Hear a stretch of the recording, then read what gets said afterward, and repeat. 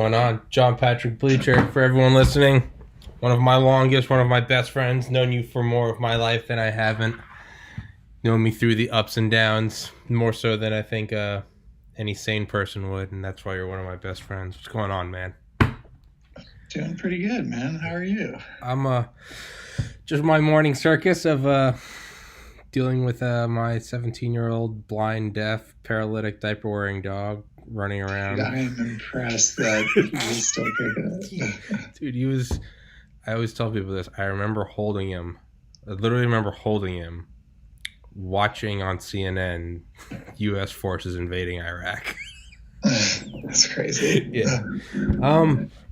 Let's just let's jump right into it. Why don't you introduce yourself? And I guess you and I can talk about anything and everything, but I guess what we're going to be talking about this episode. Yeah, and just so you know, I'm talking more quietly because I have an Airbnb guest in the next room. So if she leaves, I'll do you need talk louder. But yeah, do you need me to be quiet, or do you have headphones in? Never mind. Yeah. Okay. Yeah. It's fine. Yeah, you're good. Okay.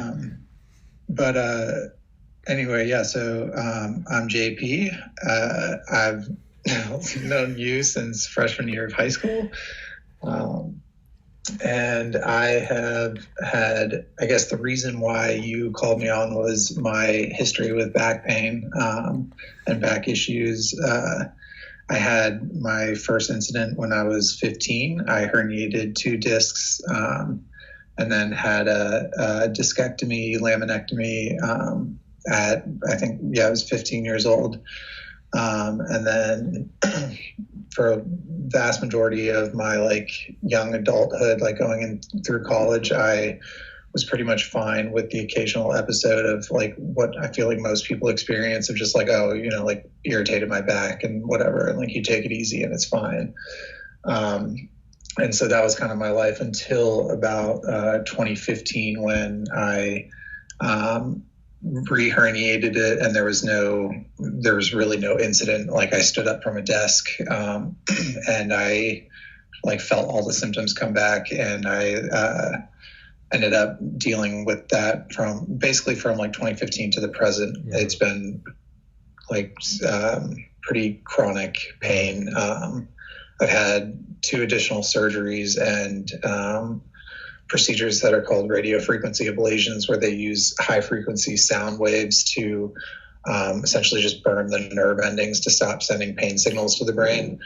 And that's given me some relief. That's actually what I had most recently in February was a RFA, but I've also had epidural injections.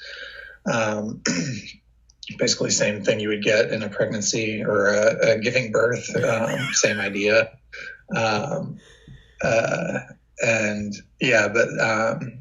I've had I feel like the most invasive surgery I had was a fusion, where they take the squishy disc in between 2 vertebrae, they cut it out, and they take the 2 vertebrae together, and using rods and screws, they fuse it into one bone. Mm-hmm.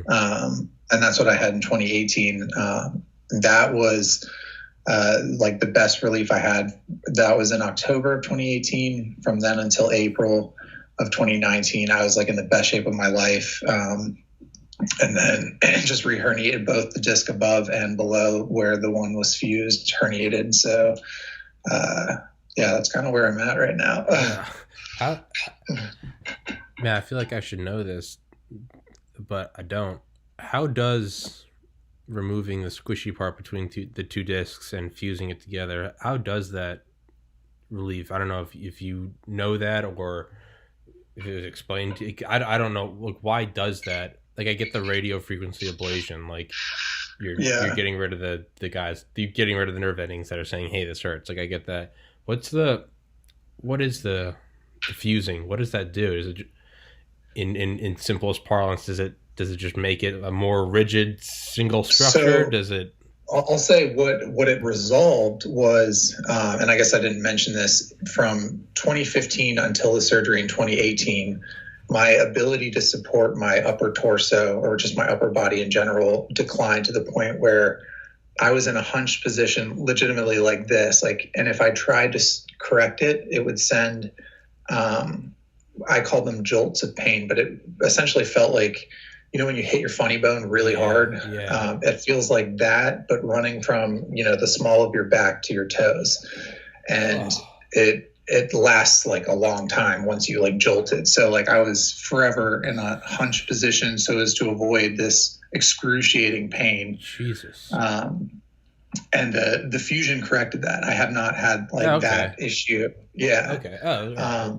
Okay. Actually, so what's crazy is it fixed that problem, and now I have that. It like as far as a structural ability for your body to support itself, it fixed that. Mm-hmm. But because it's such a strong connection, and you're removing a hinge, yeah, the disc above it is now doing its job double. And the job of the two discs below it that have been fused. Okay. So you're shortening the lifespan of it. And what happened to me, which they say it usually takes about 10 years, it took about 4 months for me, was the disc above it and below it have now ruptured as well. Jesus. And when that what that rupture means is like, if you imagine, I've had it described to me as like a jelly donut or a coconut husk with like a jelly inside, but basically your disc with those two vertebrae has a much more fibrous exterior like shell, and then that gelatinous interior. And what happens is it fissures, and that gelatinous material squirts through and impinges your nerve cord. Okay. And so that's what causes the pain down the leg.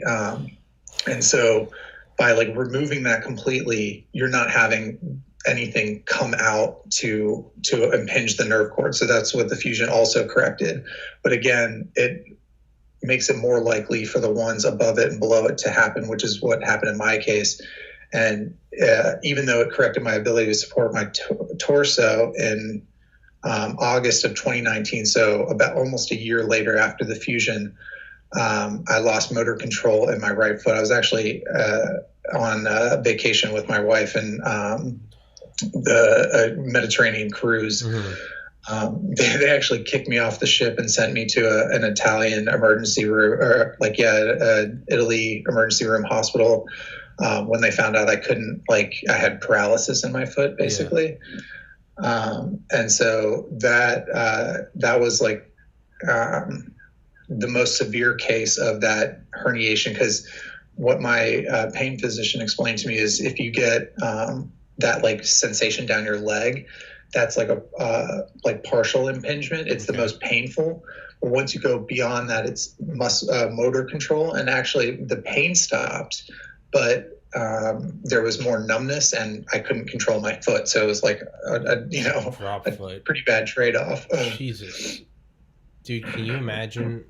Not to make light of it, can you imagine if that happened, but you were on like vacation now, and you were quarantined with coronavirus? Yeah. Oh yeah, no, it would be. That would be miserable. Just jump off the side of the boat at that point, man. Good Lord. It's so. Yeah. What are you doing now with with the, you said the vertebrae or the discs above and below it? What's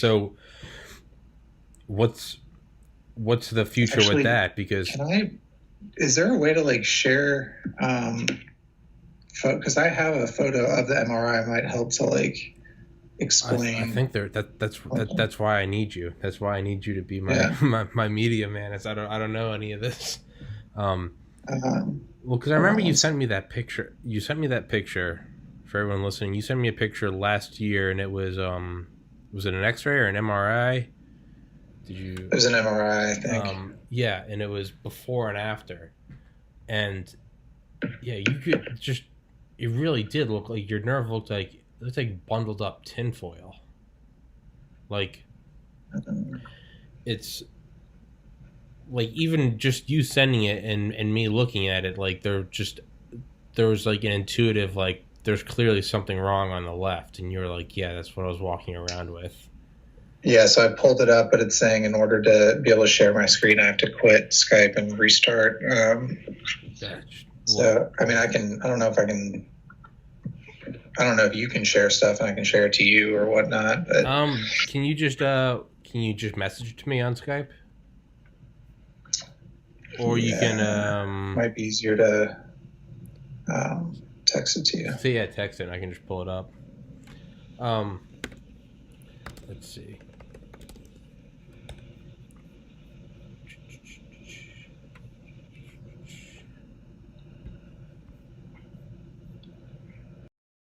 me. Oops, JP sent me 3 images. So I got the top one right now, which is, yeah, I can on the left. So everyone listening, on the leftmost one, it literally you can see what your vertebrae going horizontally stacked above, and then you can see what looks like almost rolled up tinfoil, and you can literally see it quite literally pinching it. You can quite literally see the pinched nerve. The one in the middle has the 2 screws in the side, and then what's the rightmost one? The rightmost one it's actually not my most recent MRI. It's the MRI post my fusion, but pre my discectomy. Okay. But it basically looks the same because I had that discectomy last September, and then I got an MRI 2 weeks later, and it had already re-ruptured. So yeah. It pretty much looks the same. All right, I pulled up the second image. Is that the same one that was on the front? Okay. Yeah, I think it's just the same one. And then the last one is just the sure. It's just a bigger image of that third one. I was going to say the Rick Sanchez give popped up. Okay. All right, yeah. Yeah, dude. So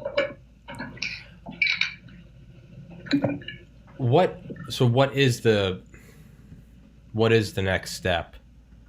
If you said it takes 10 years and here you are 4 months later, it seems that you're the magnet for it. Just seems like since like the first time your back messed up, I mean literally back in like high school under Coach Massey, it seems like every time something happens with your back, it'd be funny if it wasn't so terrible, but it's always, doctors like, oh, this shouldn't happen until this date, or you're young, this isn't, and it's always like 6 months later you're like, the thing happened, and they're like, yeah, but you're 17, you're 21, you're 24, and you're like, well, yeah. You're like, I can't get out of bed, like, yeah. So what is the next step?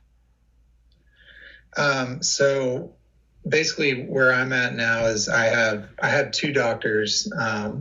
My one doctor, the neurosurgeon who did the fusion and the discectomy, after the discectomy last September, and then we got another MRI and it had re-ruptured. He actually put me on the schedule for a 3-level lumbar fusion, where that would be the one that was fused, the one above it, and the one below it, which is essentially 50% of the vertebrae that account for your mobility of your spine. So I probably would never be able to touch my toes again. And I mean, obviously it's an irreversible surgery. It's not that hardware is there for life. You can't get those removed because they removed the organic tissue that used to be there. So it's definitely a permanent surgery. Yeah. So I was on the books for that, to have an additional 2 fusions. But I was doing kind of my own like online research and psyched myself out about it. And I even, talking with my dad, we were saying, let's just explore every other option before we, go down that road. And so I went back to my pain physician who does the epidurals and radiofrequency ablations. And he was the one who was, my go-to doctor up until I lost motor control. He said, once you hit that loss of motor control, you're basically out of my field and I have to refer you to someone else. But once I gained that control back, he said, I can see you again, basically clean slate. So I had the epidural in January. I had the radiofrequency ablation in February. And I am at a point where it's like manageable pain, but it is constant. And I am starting to realize like that's just something I may have to live with. I'm not sure getting a 3-level fusion would correct that. So I'm kind of just biding my time, honestly, right now. Yeah. What is the psychology of that? What is, for me, I'm a wimp. When something hurts for, when I have pain one day,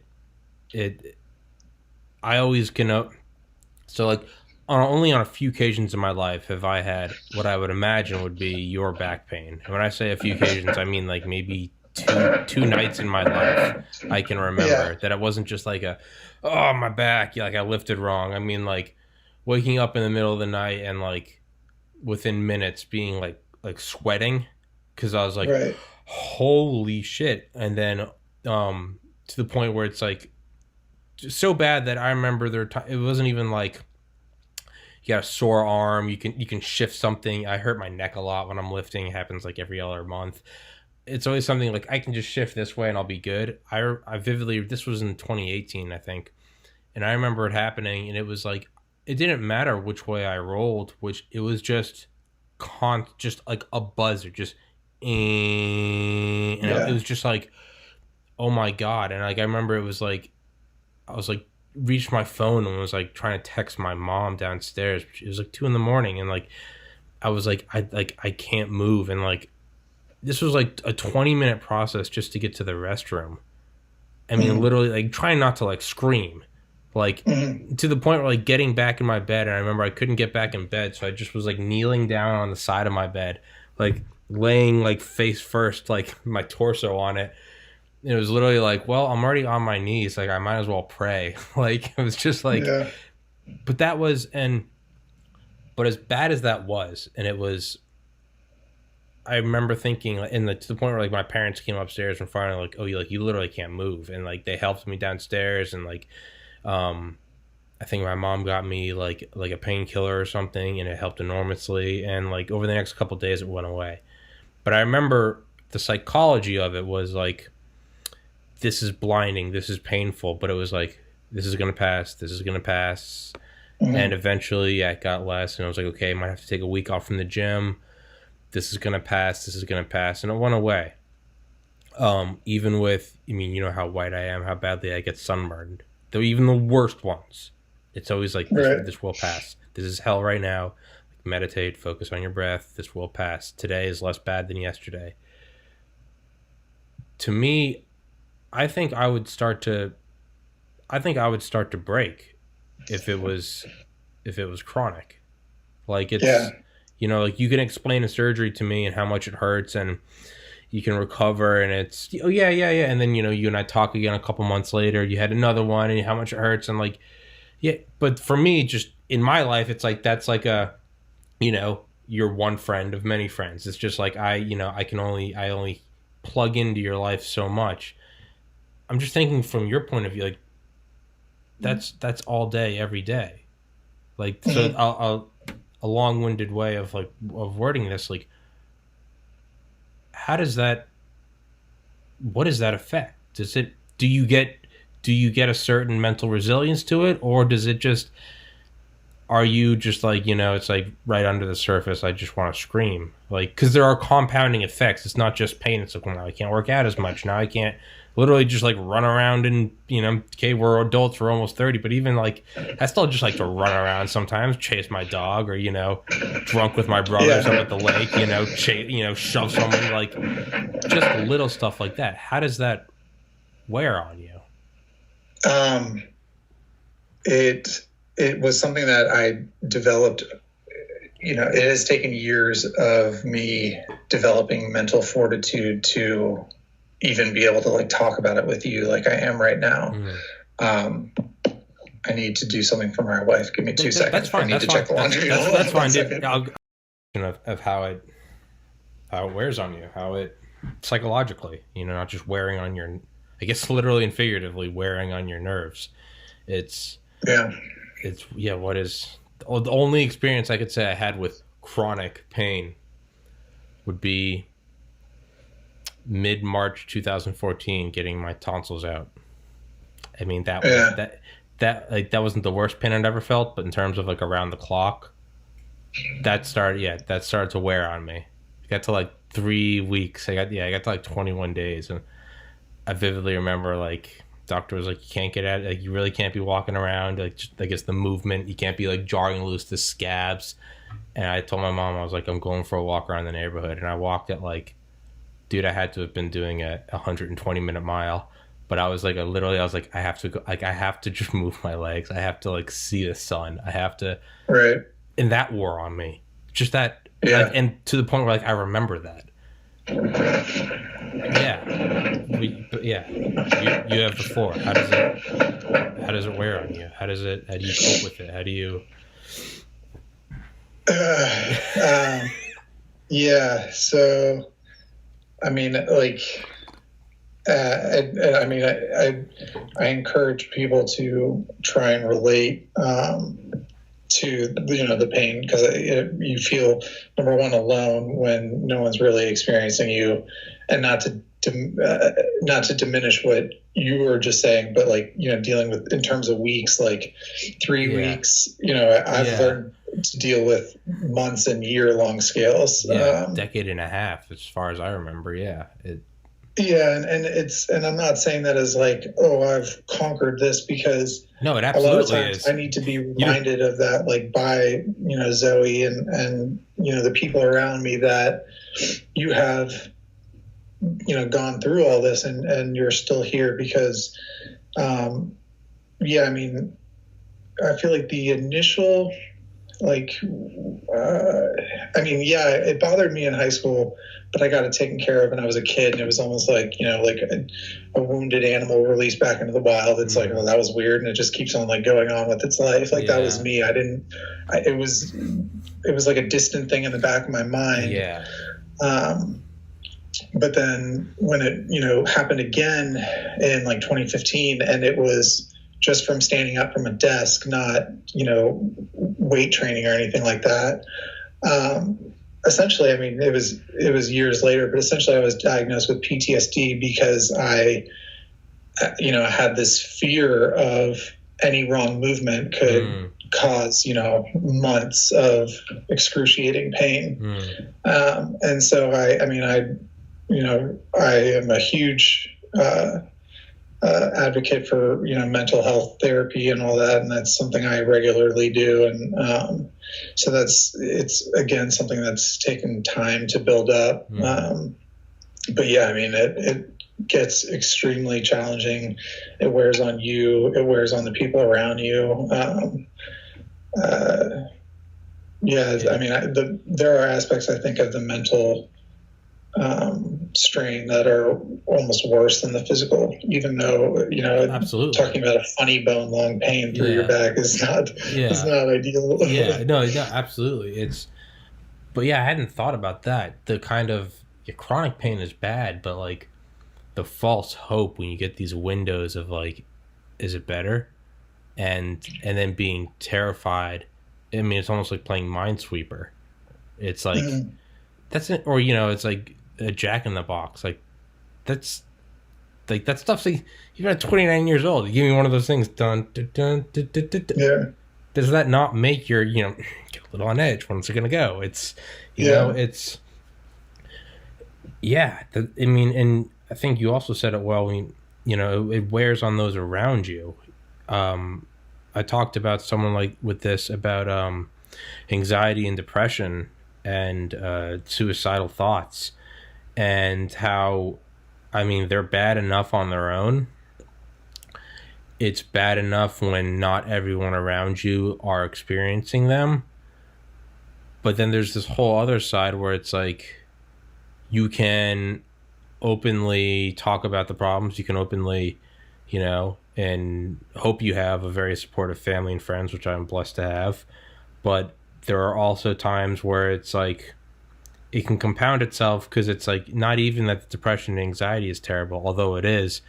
It's also, and I don't want this to fall on anyone else. So, having an anxiety attack, you're not sleeping well, you didn't sleep well, so you're cranky, but you couldn't sleep because all night you were, literally just like, just freaking out. And then the next morning, someone, whatever, parks in your spot, and you're trying with everything you have to not snap, because to you, even though you just had this full night of anxiety, which meant that you couldn't sleep, which now means that your patience is worn thin.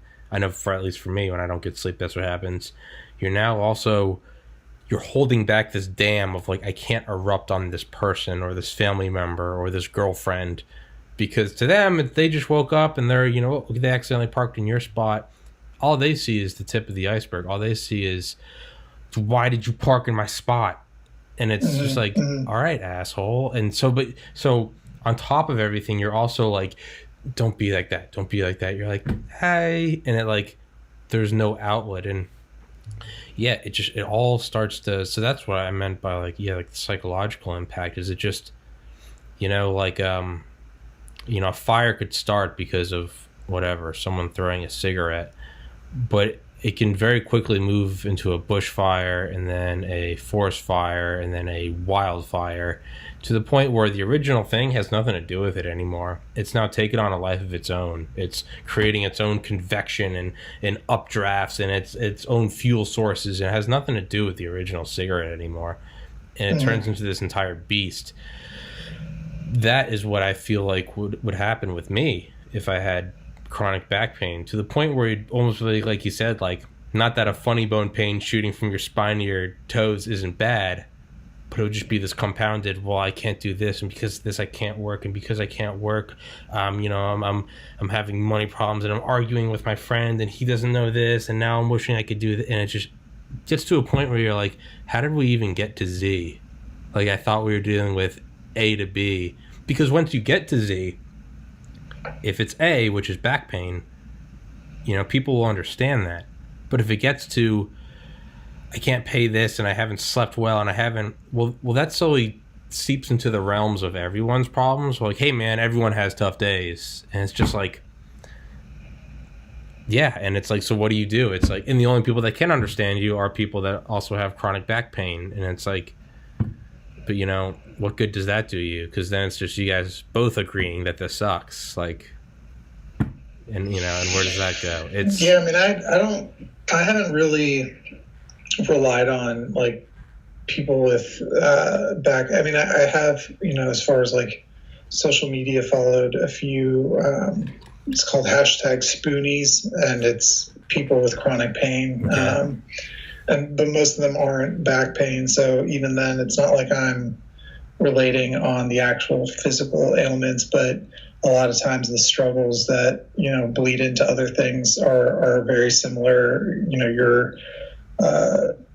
The whole idea of a spoonie is you're given X amount of spoons each day that you can use on stuff. So you have to be very deliberate with what you choose to do, because there's only so much you can do in a day. And that's very similar to what I've had with back issues is, some days I can handle a mile-long walk. Nowadays I can handle like a mile to 2 mile long walk. I'll feel like back irritation for a couple hours afterwards, but then it goes away. But it used to be, a mile long walk, and I would be on my ass for like 2 or 3 days. And so the idea of a smoothie is like you delegate how much and really what you're willing to risk it for on day-to-day activities. Yeah. I don't really relate with other back pain people like me. I don't like regularly talk with them, but I would say that I've, like you were saying, people don't understand, that your outburst over whatever is actually related to your back pain.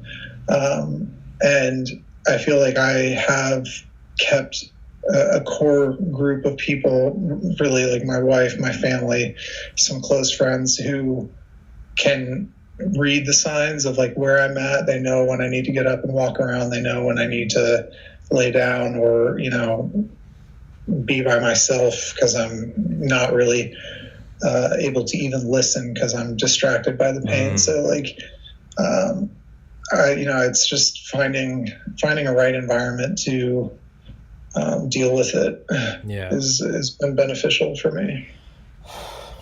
What if, and I don't know if you can or want to talk about this, and you don't have to if you don't want to. What have you done in terms of medication for pain management, whether just straight up like, hit me with the morphine, or whether it's here's an inflammatory drug, or things like CBD, or just, I guess, I think back to like, maybe like 2010, Tommy and JP, like, oh man, just, down a bottle, like, there are different, what do you, because again, for someone like me with an incredibly addictive personality, and if I had something like back pain grinding on me, I mean, god damn, is that not just the devil opening the door, like the devil of opiates? Just to me, it's like that's not only a slippery slope, that's like an inverted slope covered in like lubricant. Like it'd be like, oh Yeah. my god, here's relief.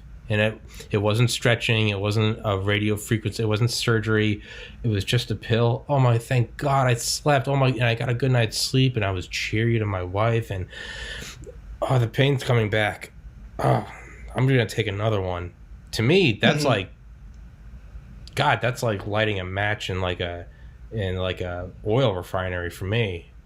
I think the reason why I never really went down that route is because like what you just described of like, oh, this pill and now I can sleep again. Like the pill never was this miraculous savior. Like my approach to pain management has always been multiple approaches. So, you know, if I'm taking an opioid, which I have for months at a time, it's always been, you know, the appropriate dose, nothing more, supplemented with physical therapy or something else, you know, like, because I've never had a pill that I take and I'm like, oh, this is awesome, I'm good now, you know. Okay. It's always been like, no, I'm still in a lot of pain, but it's a little bit less now. So I never went down that route of like feeling a need to abuse it because it was never that helpful to begin with. Okay. But yeah, I mean, I did have an issue with alcohol for a while because I was trying to just make the pain go away. But honestly, I discovered that it really just inflames the back even more. That, you know, you would drink for a few hours. Yeah, sorry. No, you're good. So I honestly, like, I have found that not drinking helps. So I rarely drink now because it helps with my back pain. Yeah. Really, I've been very like cognizant of what works, what doesn't work, and tried to keep with the things that work and, you know, not deal with the stuff that doesn't. So yeah. But again, it's taken time, years. Yeah, years. I mean, like mental health, it takes years of tinkering, pharmacologically, therapeutically. And I don't know if you can or want to. How have CBD or THC helped, or have they, or have you not tried it, or can you don't have to talk about that? Yeah. No, I mean, I do find both to be helpful. I was going to say parts of America are still in the dark ages, so I don't want. I don't know. Yeah. Like some people will be like, you know. So yeah. No, yeah, both have been helpful to me. In fact, my uncle has been dealing with back pain, and like similar issues had been bothering him for months. And he had been trying opioids, PT. He was actually scheduled to get an epidural, but he got apparently some CBD lozenge that it like completely neutralized the pain for him. He canceled the epidural appointment because he was like, it worked for me. So really, I've never had that experience. Yeah. But I mean, yeah, I've heard of it for sure. Yeah, man. I feel like if I was in Europe, I've had it go from like on a scale of 1 to 10, my pain go from like an 8 to a 4 or 5. So I mean, it's a pretty significant. Okay. Yeah. And that was for me like that. It's almost like that the non-addiction of CBD and THC would almost help, but at the same time fuel my addictive personality, because it'd be like okay, like this gummy, like. Because I took gummies last year for like insomnia and anxiety, and it worked amazing. But just being me, it was now like, okay, now I need these every night. And there was never a problem because it's like they're not addicting. It's eventually you run out. But you build a tolerance. Yeah. Yeah. I feel like if I had chronic back pain, I would just. Honestly, man, I honestly think I would probably just be like smoking or taking edibles like all day. But then it comes down to like all right, man, but like now you got to work, Yeah. when you're on Pluto at 9 in the morning on a Monday, you can't. It's like, how do you work? And then it's okay. Well, I cannot do this, and it's just, yeah. Everywhere you turn, it seems like there's a this, but you can do this, and it, yeah, it. I don't know, man. Well, I mean, that's why I like I said, it's all smaller, in moderation and a varied. Like it's not just the one thing. Like I don't get blasted off edibles, but a little bit supplemented with some light, 30 minutes of walking, Okay. With some light stretching, that kind of stuff. It all contributes to a manageable day. Yeah. Yeah. What chair do you have?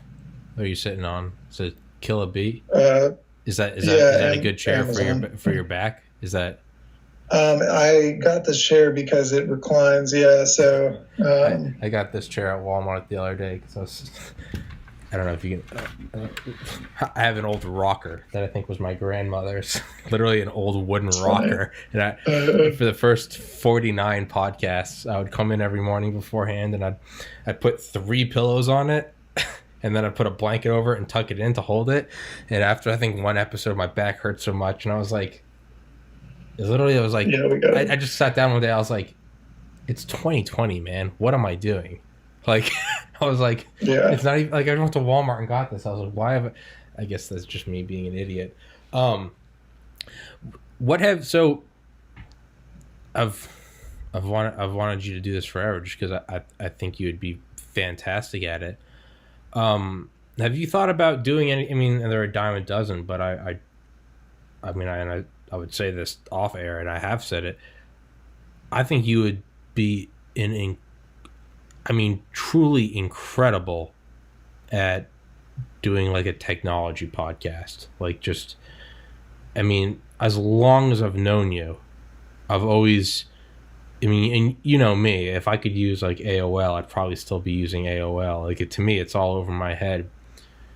You always have, I don't want to say ability, because ability takes away from like the time put into it, but I'll just, for lack of a better word and lack of talking, you have such an incredible ability to, I remember the first iPhone, you explaining it, and we're doing this, and not just like, any idiot like me could be like, yeah, well, touchscreen is definitely the next like paradigm shift. But there would be updates.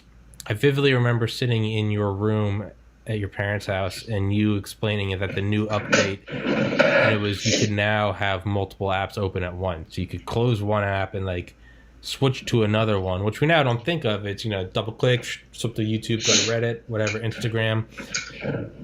But I remember you were like, no, this is huge. Like, you no longer have to close this when you go to this.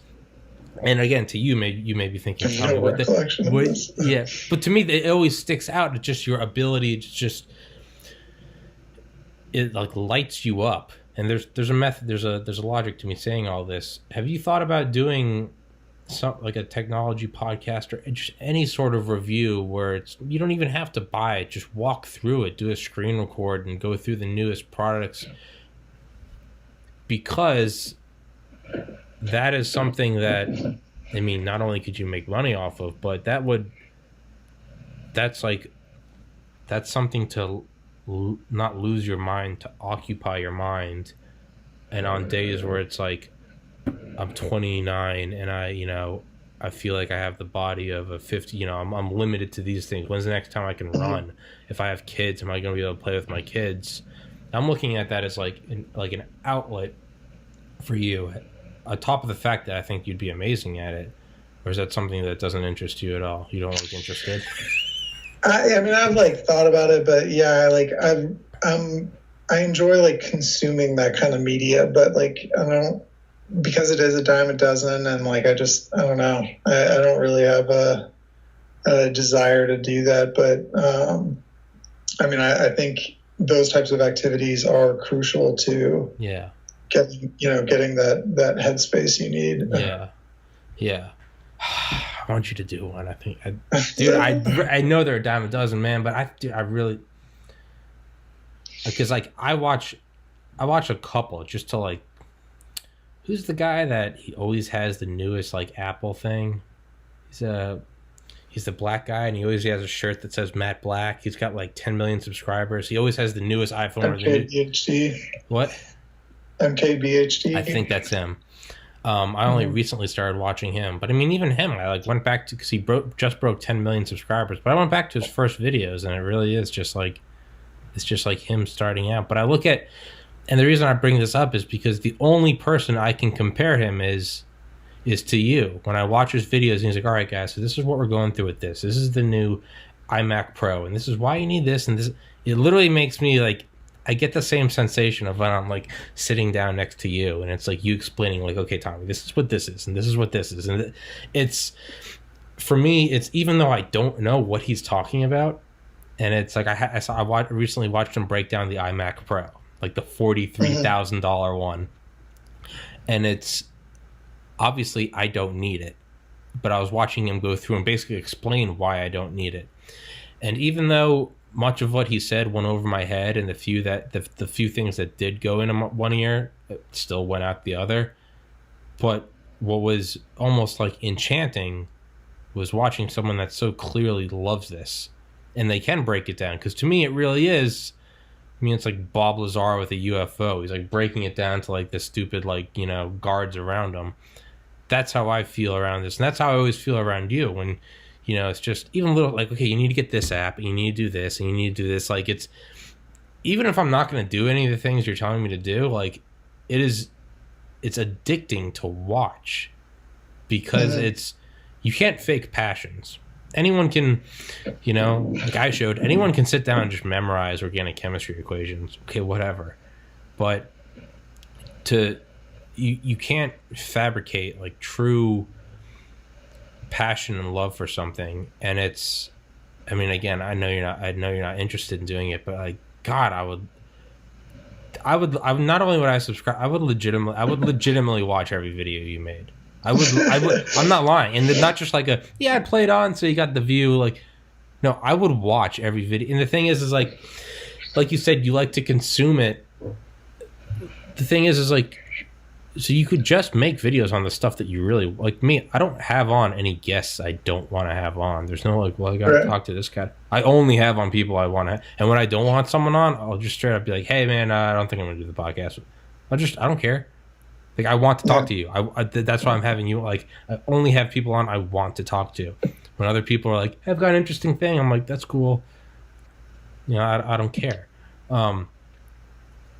You could just do things where it's, maybe do one a week, maybe do one a month, maybe do 5 in a week, and then don't do it for a month. Maybe I've been doing that, and I just don't share my videos. Well, why would you do that? That is just cruel. But dude, but I would say this even if we weren't doing a podcast. Like, I would, and I have said it. Maybe I haven't worded it as clearly. Dude, I think that is a doorway that you could kick open. Like, I'm not going to convince you if you. I'm not going to convince you if you don't want to do it. But dude, I really. Yeah. I think if you started one, man, I've legit. If I didn't think you would succeed at it, I wouldn't be blowing you up and saying all this. I wouldn't be saying it to like make you feel better. Like, yeah. Dude, I think very few people have the passion and the ability to break it down, and I think that I really think you could have a successful like channel with that, and I wish you would. Cool, man. I don't think you want to, so I'm gonna start trying to pitch it to you. You're just like, thanks, bud. Cool story. Like, all right, okay, fine. Yeah, man. Dude, I don't know. I'm trying to have on. I've been emailing people from SpaceX. I want to have someone come on and talk about like Starship and interplanetary travel. I don't know if it's gonna work. I emailed. I got the email. president of Xbox. I want to have him come on and talk about Xbox That'd be Series. crazy. Dude, I'm. What do you think about that? So I sold my I Xbox One honestly last haven't fall. been keeping up with it, to be honest. I sold my Xbox One last fall because I was playing it too much. And whenever I'd want to play video games, I'd drive up to Matt and a 2-hour drive. But finally I realized, I was like, I don't want to drive up there every time I want to play video games. So like 2 weeks ago, I bought a 360. And I've been playing all the Modern Warfares. And I do my podcast, do my schoolwork. I got work on the weekends. But like 2-3 hours in the afternoon, I'll just play like, the equivalent of like Rainbow Six. Yeah. And I'm already like, oh, this is so fun. But I'm limiting myself to a 360 because there's only so much I can do on it. I almost can't get lost in it. The Xbox Series X, dude. So the Xbox One X,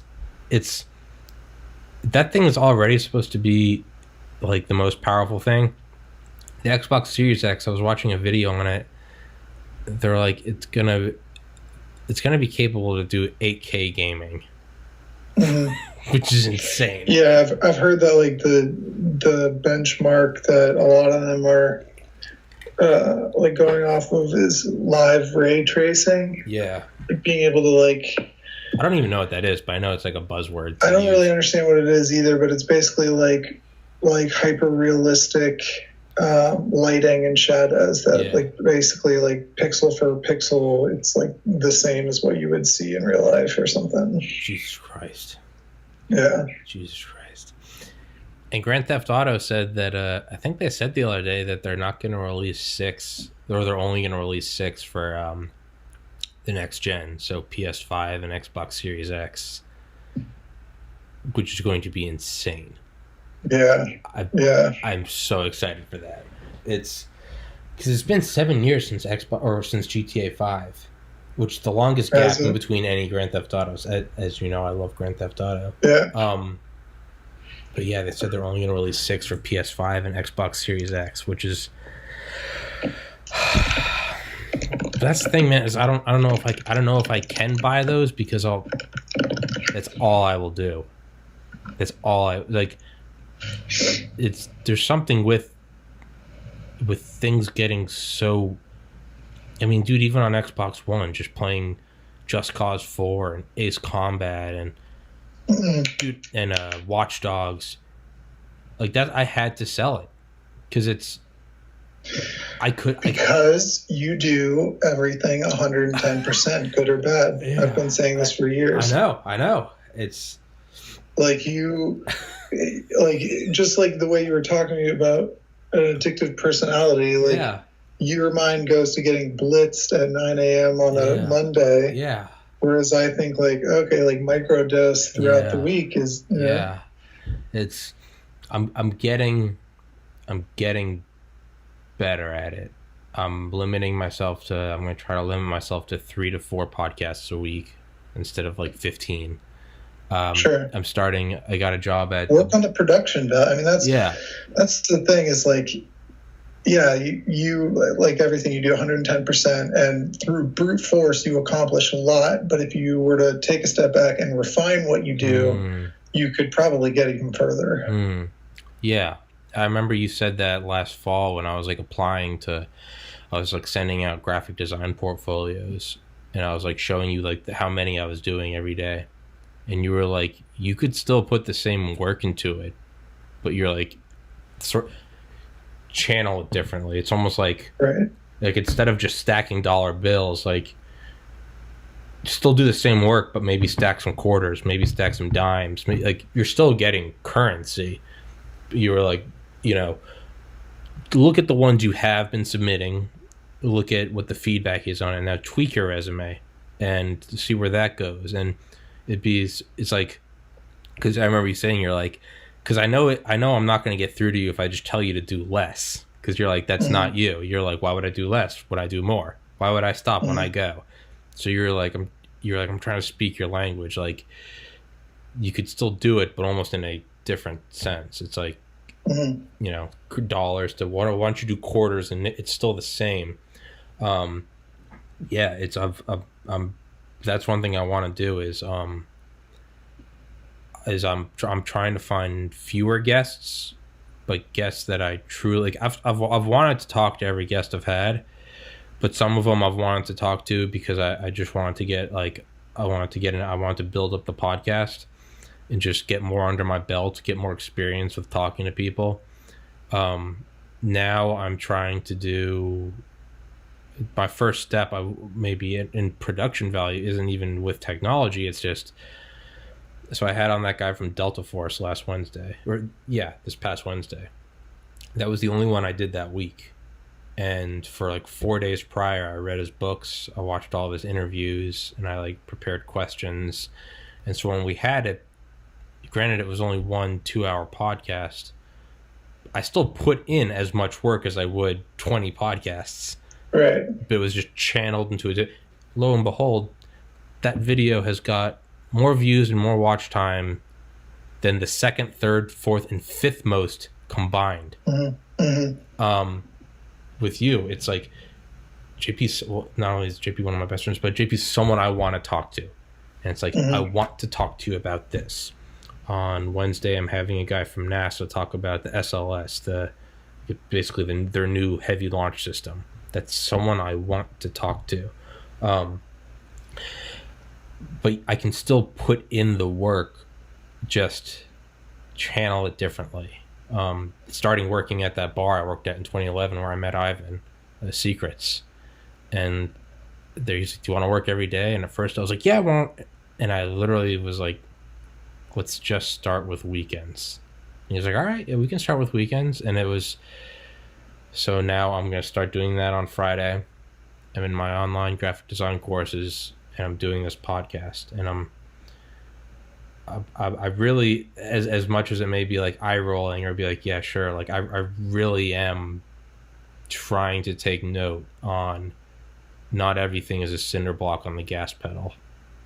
It's because I've had successes with it in my life, but there's also like, I've heard enough people give me that constructive criticism over 29 years where it's like people that don't know each other and they independently say it. At some point it's like, what's the writing on the wall? Like enough people are saying that I'm like, okay, maybe there is some reason behind that. And it's very difficult because to me, it's, if I'm not giving it my all, like I'm just hurting myself because it's something I want.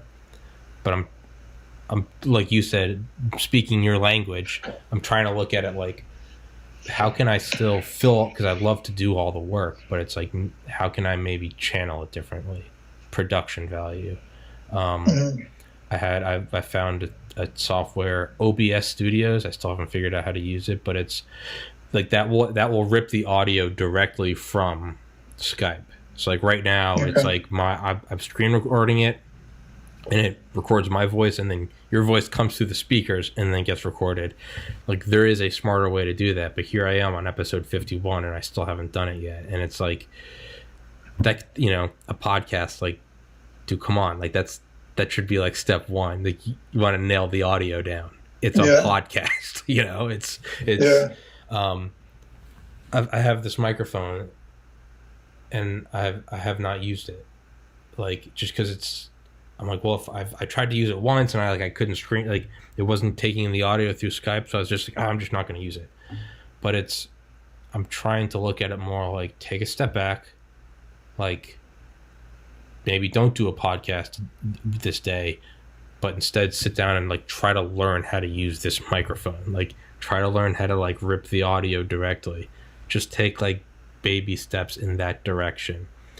It's still, you can still fill up all your time with work, but just try to increase the quality, if that makes sense. So I'm trying to I'm trying to chip off the outer layers of my thick skull and try to be more open to like, okay, so so is that what you meant when you texted me with production value? You're like, why don't you want anyone else? I mean, just like I know, like MKBHD, for example, he's got teams of people who handle various aspects. Like, as you like work with others who have, different strengths and weaknesses, you can delegate. If someone's better at video editing, have them do that. If someone's better at audio editing, have them do that. Like, you can still be creative control, but not necessarily doing every aspect of the whole podcast. That's all I meant when the other day when I was like, I want autonomy. With autonomy, I meant I want to choose my guests and have my conversations the way, I don't want like we're going to talk about this and we're going to have these talking points in a focus group. I don't want that. In terms of everything, like I said, I'm indifferent to the rest of it. If that's what you meant by producing the podcast, then we may have had a horrible miscommunication, because I'm completely open to that.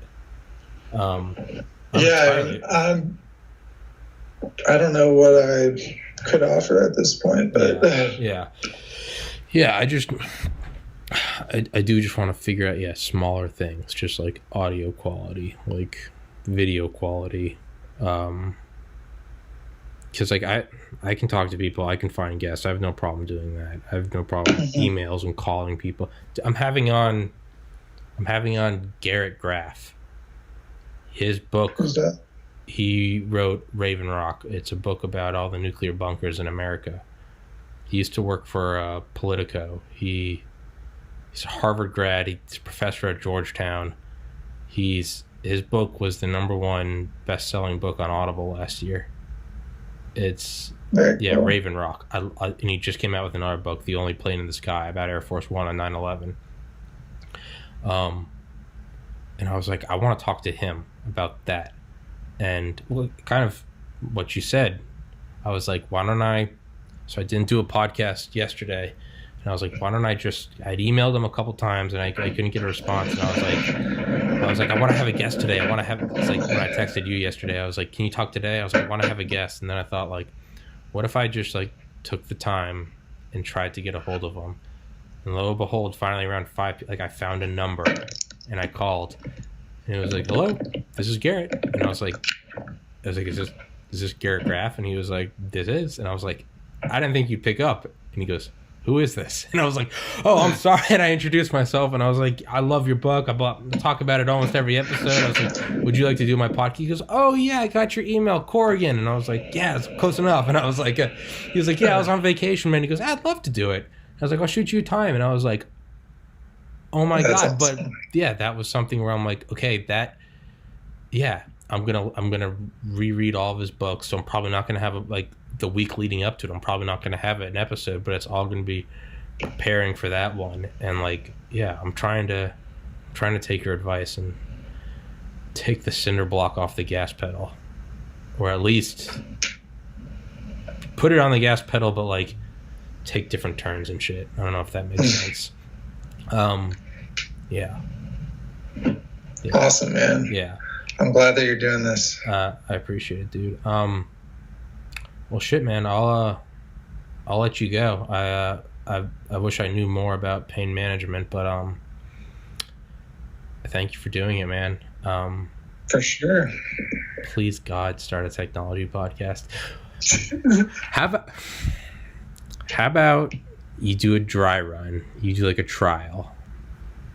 How about just come on here? Next time something really... You're actually legitimately cut out. I can't hear you anymore. You can't hear me? Oh, now I can. Okay. Yeah. So next time you... Yes. Only when you see something that like truly like revs you up, the next phone, laptop, whatever, save that and bottle it. Let's do an episode and talk about it. And it could be like a beta version of, you're not interested in doing this podcast at all, so I'll stop pitching it to you. Keep trying, man. Hey, keep trying, bud. I want the one with the bigger GBs. Yeah. Oh, God. All right, dog. All right, man. It's good chatting with you. Thanks for doing it, buddy. Of course. Yeah. All right, man. Take care. Peace.